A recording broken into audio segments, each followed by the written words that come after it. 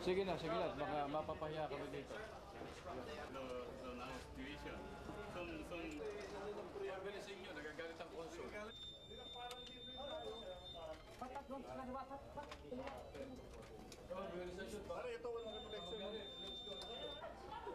Sige na. Okay na.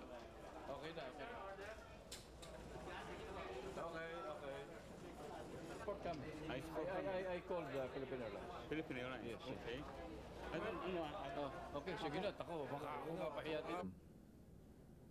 The passenger suspected of it's a chill, no?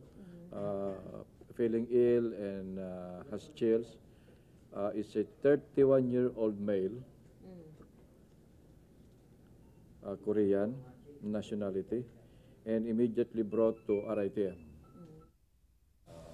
Got forces by the mga group. It's not a standard operating procedure, but it's more prudent for them to go back. Bakit sir, mas mahaba pa yung biyahe nila? Mas mahaba, you may put the passenger in danger.